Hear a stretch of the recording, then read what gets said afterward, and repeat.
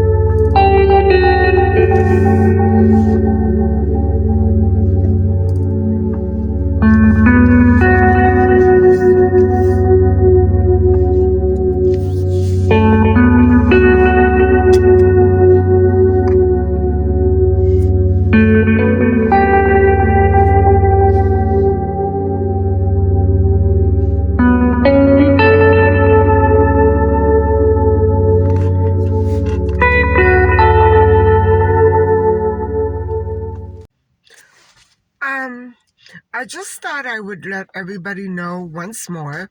I will be going over some very brief details of the Sharing Morningstar disappearance. And it's a very remote case for me.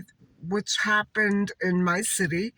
Um, Not much was ever published, other than the fact that they lost sight of the suspect, and they knew they had the man because, the little girl was found in his empty lodgings. So I'll be going over that case, and it was a 9-year-old child as well. Funny how they're all the same age, and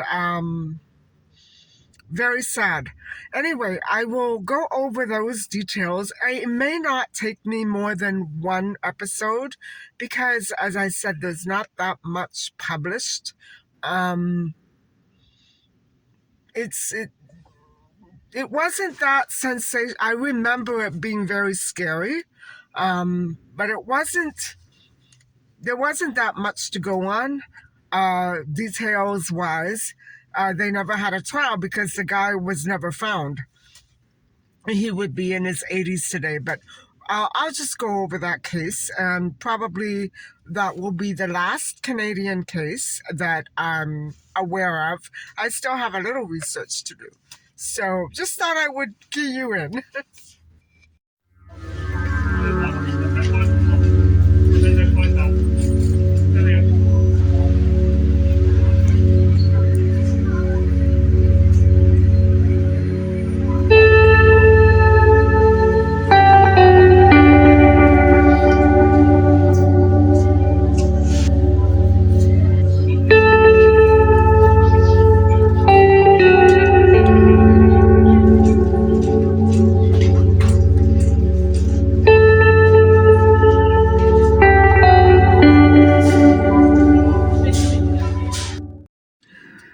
Wow, it's really chilly out there. It's only about 41 degrees, which is not that bad. But with the wind, it's much worse. And so, I would say maybe I'm going to go for a stroll. Probably not, because I know that I would tend to get sick in windy, chilly weather like this. But it's such a beautiful day, guys. I'm actually on my way home now.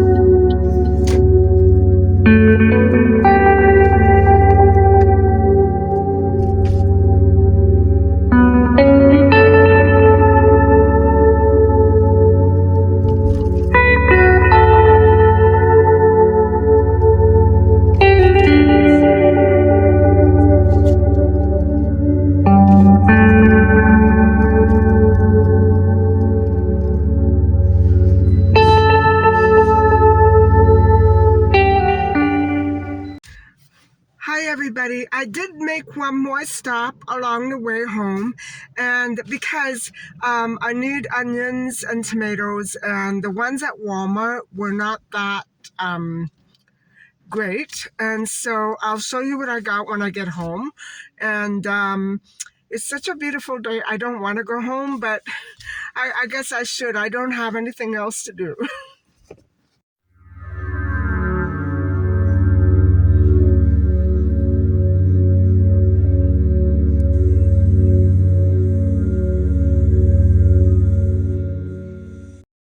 Hi, everybody. I'm back home.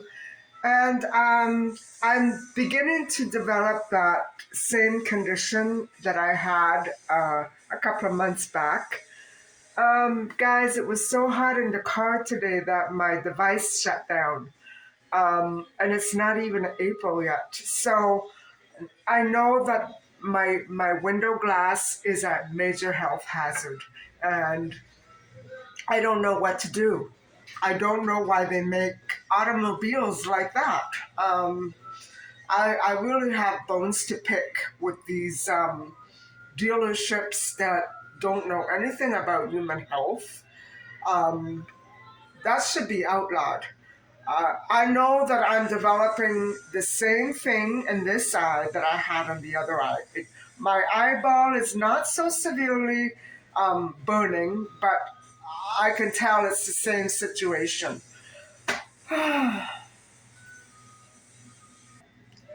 And so, what I want to do, guys, is just show you what I bought quickly. I didn't get much, just a couple of things that I needed. And I've been trying to keep my shopping to a bare minimal lately because I just can't take all that lugging back and forth anymore. So, let me flip the view and I'll show you what I got.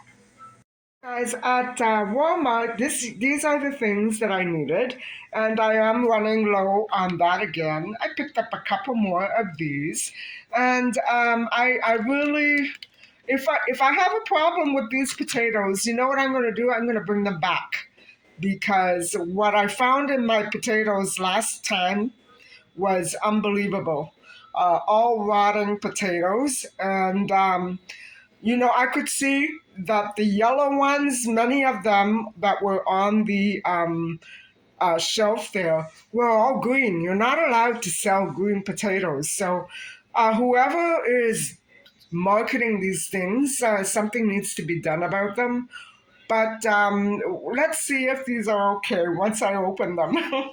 So, yeah, the soup is a must. And altogether, those items came to $11.85. So then I swung over to, I realized that the tomatoes and the onions at Walmart were not really best quality. Neither are these actually. Take a look at that one. But I have quite a few more in the refrigerator. I just don't want to run out all at once. And so I picked up a couple more tomatoes. And I couldn't resist this. It smells so divine. And so I'm thinking of keeping the plastic on it and keeping it in that little, that little pot. And we'll see if it survives. Do you think it'll survive? I don't know. I never had so much problem trying to keep basil. I don't know what's been going on this year. Actually, the past couple of years. So anyway, guys, these items right here cost me $9.21. And so there you have it, my two little mini hauls. Hi guys. Stay tuned because I'm going to prepare my little supper, which is going to be soup. And I'm not hungry. All of the pasta that I made is practically left over. That could be because I'm not a fan of whole wheat pasta, but I can't really have the white one. So I may try to pick at that and just make some more soup, and we'll see how that goes. Maybe I can combine the two. So what I'm gonna do is I'm gonna put my supper up, and then I'm gonna come back to you to speak a little bit about sharing Morningstar Keenan.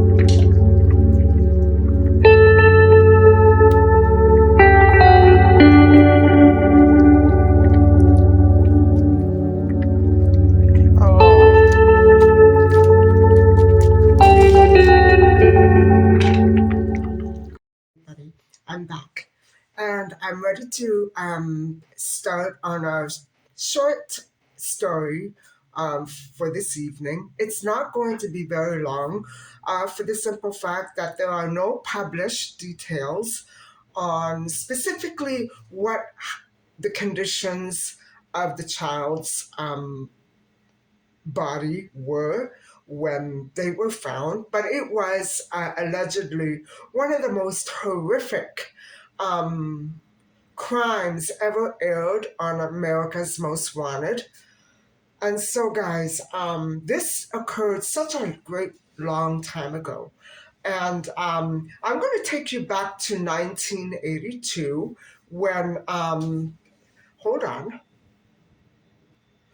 when Dennis Melvin Howe was released from a Saskatchewan penitentiary for assault, and he had been in the penitentiary for 15 years, and he was out then in 1982 on mandatory supervision. And he fled, he escaped, and he came to this province. And so this is basically where I had to begin because this man was very slippery. To this day, I don't know if he. I'm back and I'm ready to start a small and brief case today. And brief because there are no real published details on this horrific crime. And so I won't be able to give you, thankfully, I won't be able to give you any details because it was allegedly one of the most horrific cases ever aired or described on America's Most Wanted. And so it goes back quite a ways. And I really actually have to begin at the year before it actually all took place with Sharin Morningstar Keenan. And in 1982, Dennis Melvin Howe was released from a Saskatchewan penitentiary on mandatory supervision. And he had been in the penitentiary for a good part of the 15 years for assault. And when he was released, it was revoked, but he escaped. He came to this province, and he, at the time of this situation, had been living in the east end of this city on Brunswick Avenue in a rooming house. And so now I'm going to go back to January the 23rd, 1983, a year after Howe fled Saskatchewan. And it was a rainy day. It had been raining. And around 4 p.m., it subsided. And at that point, Sharon asked her mom, Linda Keenan, if she could play in the nearby neighborhood park, Jean Sibelius, on Brunswick Avenue, which was, of course, on the same street where Howe was staying. And so he was actually residing at 482 at that time. And so what happened was she went out. She first promised her mother that she would come home in a half an hour. So it was around 4:30ish. And her mother said, you have to be home in 30 minutes. And they didn't go, her parents did not go with her. By 5 p.m., her father was looking for her. She hadn't been back to the house. And so she had been playing in John Sibelius Square on that afternoon of Sunday, January the 23rd, 1983. And people had seen her there. She was told, of course, to come home, and she never did. So she was seen speaking to a man, and therefore she was assumed to be abducted. And so I'm just wondering why no alarm was raised. At least more than a half hour had passed, and it was up to the dad to go out and find this information out on his own. And so by 6 p.m., he had reported it to the police. And I have to say, guys, in this situation, I think the police tracked him down pretty good. They narrowed him right down, but it took them a week to. I don't think it would have made a difference. It took them a week to immediately be at that boarding district on Brunswick Avenue. And the landlord of that housing complex told them that, hold on, my battery's dying. Guys, this has been happening for the last 2 hours. I'll explain to you. My laptop keeps closing. I don't know what it is. I must have gone into a website where I picked up something that might have had a virus in it. I was trying to take notes and it kept closing down on me. I don't know what's going on. And my phone closed. Something is awfully wrong in here today. I have a feeling it's the security doing something again. I know that in the past it's been them, so why would it be any different now? So anyway, as I was saying, she was assumed to be abducted. And so what happened was when the police went around asking, the landlord of that housing district um, complex on Brunswick Avenue, it was actually 482 Brunswick Avenue in the east end of the city. The police were told, the detectives were told that this certain tenant has been missing for a week. So by the time that they got there, it had, a week had passed. And so they didn't know if she had been abducted or if they didn't know what was going on at that point. Hal was nowhere to be found. So they went in and they found his DNA in the place, and it was him who had fled Saskatchewan. And the thing is that they found the little girl's body, and I don't know what conditions. I know she was passed away, but it was supposedly and allegedly extremely gruesome and horrific. And guys, I'm reminding you again of these horrible movies that were coming out in the 70s and 80s, claiming to be entertainment. And I think what they did was they destroyed a nation. Um, you know, People who are troubled and go and watch movies like that, um, it would make things worse. Let's put it that way. Anyway, where she was stuffed inside of a refrigerator, and she had been assaulted and strangled. So, um, anyway, Hal disappeared immediately after the murder. His fingerprints were in the apartment, and his DNA was on Sharon's body, her remains. And so the police said that they didn't give up the search for Dennis Melvin Howe. And he was wanted for that 1983 murder of little 9-year-old Sharon Keenan Morningstar. And so, guys, Sharon was a beautiful, like all the other children in the cases that I've been reviewing, a very vivacious,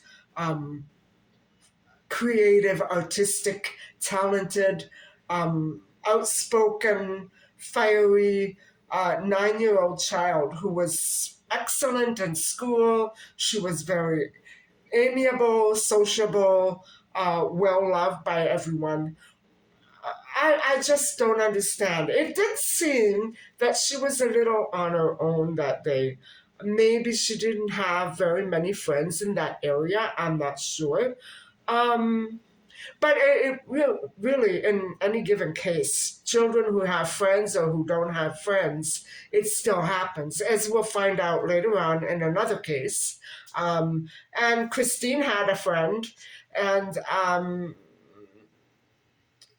sure Tori had friends. She was a wonderful child. So, you know what I'm saying? There was absolutely not an ugly bone in her body. Uh, I'm sure that she never uh, triggered anything. However, remember when I was talking about triggers and that every criminal has this trigger, and I don't know what Howe's was, but poor unsuspecting Sharon could not have known. So the story goes is supposedly, and I'm pretty sure this is from what witnesses could piece together, what they had seen in the park, and that was really brash and bold of him to make those steps towards her right in a public park where people saw him.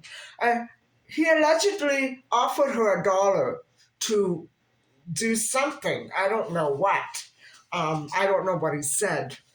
And so what happened was she disappeared.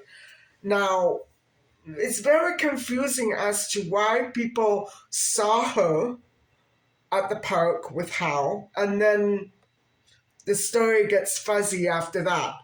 What happened? Did they not see them leave together? I don't know what the details are. There are very little published details on this case, simply that she was vanished. And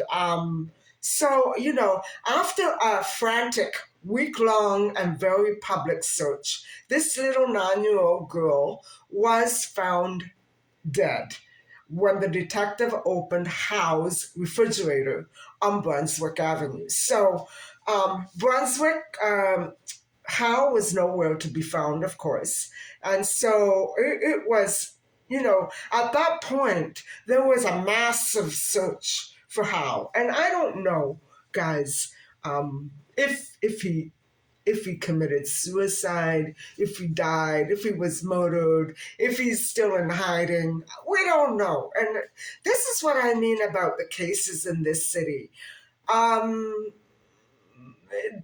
the mystery glorifies. You know what I'm saying? That's why I really dislike when stories are left hanging in the air like this, uh, for glorification of the hero who got away.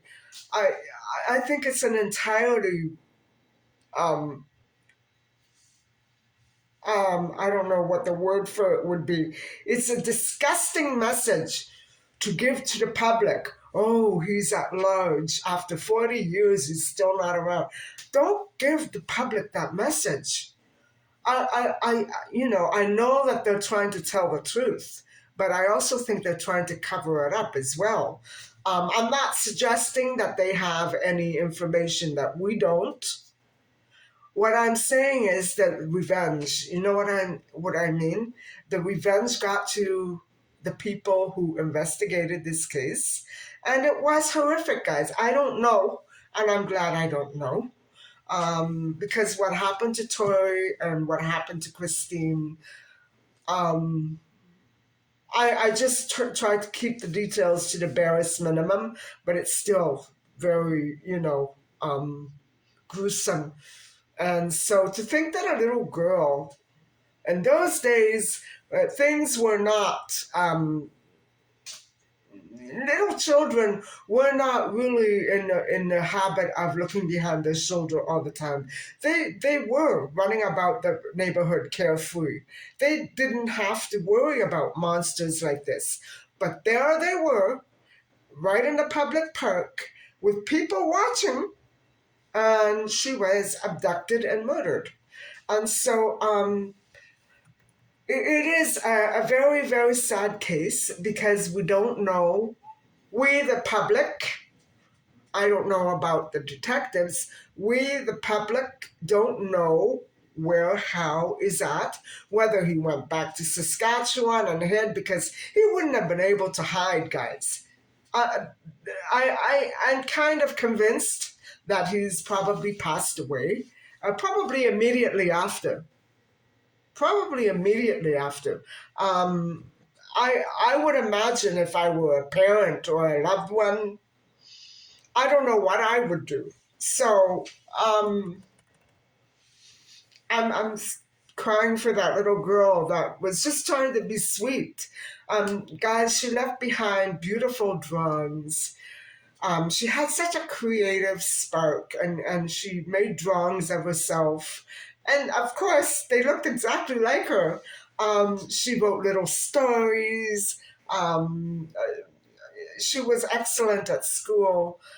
Her mother kept everything, everything. And she also, like the other children I've reviewed in these cases, came from a very loving home and had a good home, a good family, and so there was no neglect about this. Even if the child were out playing for 2 or 3 hours, it wouldn't have been neglect. I mean, it had been raining all day, all afternoon, and at 4, the sun came out.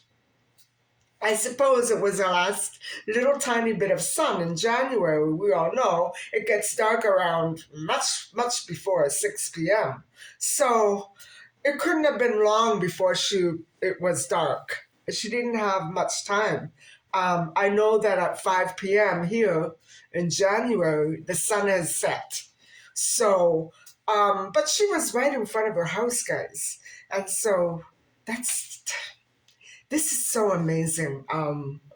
I just don't understand how things like this can occur. But you see, criminals, they know how to lure. They know how to lure children. They can lie.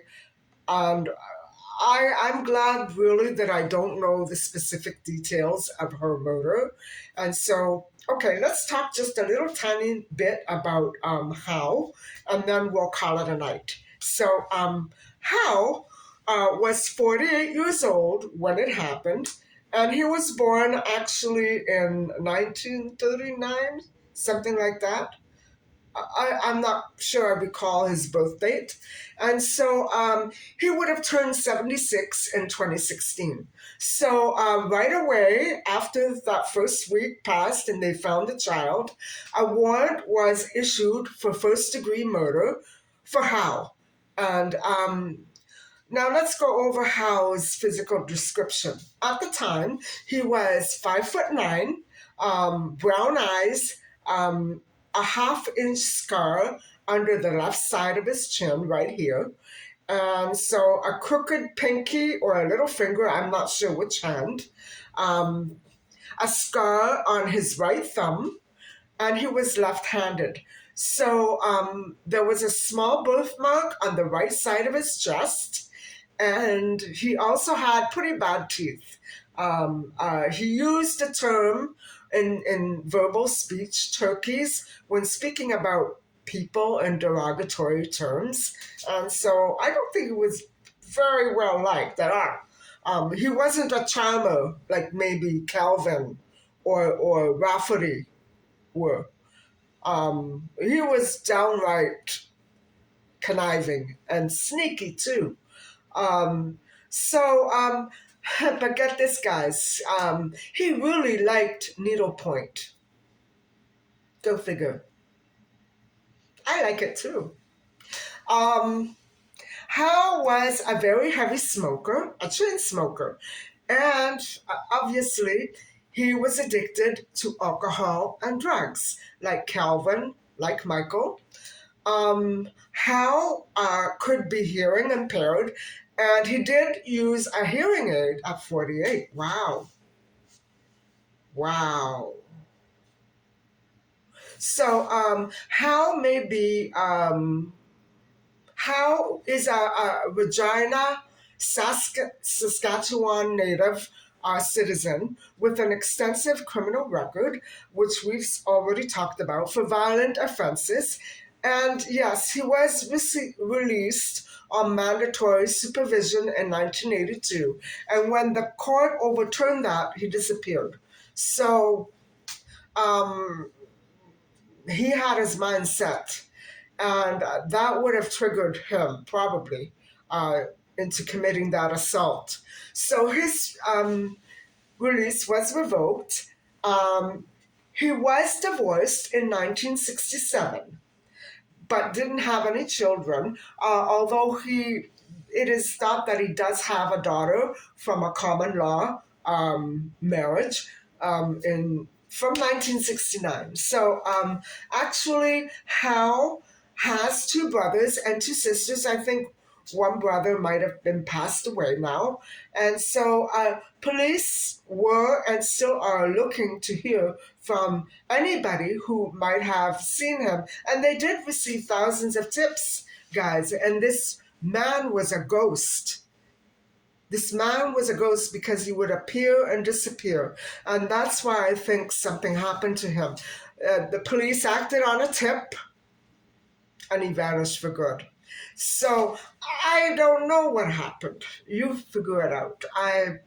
We don't have any more information other than that. But the tips that came in were hot and heavy. Um, and they were, if there were any police station or police jurisdiction that really went after the perpetrator, it would be these guys. And guys, it was the same, maybe not the same jurisdiction, but the same level of professionalism and efficiency that we saw in Alison Perot's case. Maybe not as quick, but still, they lost Francis Carlson Roy, for 10 years. They lost this guy for a whole lifetime. So, what can you do? By the time people realized Sharon was gone, so was Hal. And I don't know. I absolutely don't think that their parents did anything negligent. Um, children are allowed to play outside, yes, but they are not allowed to be attacked by vicious monsters like this. And so, this whole case to me is very creepy, um, as all the others, but this one in a little bit of a different way because the details just aren't there. We don't know where Hal was. We don't know what happened exactly to Sharon, other than that she was strangled and murdered. We don't know. We don't know. She was assaulted. It's creepy, guys. It's very creepy. And I'm not saying that I want to know. It's just that whole creepiness. And I think it could be that this was one of the first cases that came out. This occurred 1 year before Christine Jessup was murdered. And so this would be the age where people were really starting to stand up and take notice of these horrible cases that began to pop up. And so when I talk to you about creepiness, that's part of it because they emerged from a generation that was so happy and carefree and fun loving. Children going to the playground then was simply that, children going to the playground to play.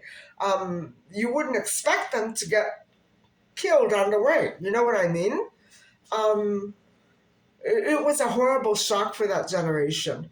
And so I think that is part of the reason that these detectives were so emotional. I think one actually broke down.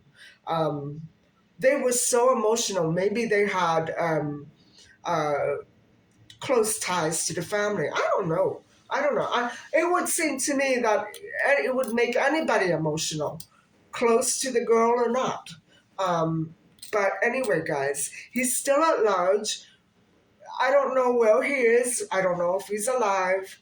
And so that's today's case. And I'm going to let you go for now. So I thank you very, very much for listening and watching. And Thank you for all your loving comments, and please don't forget to like and subscribe. Bye for now.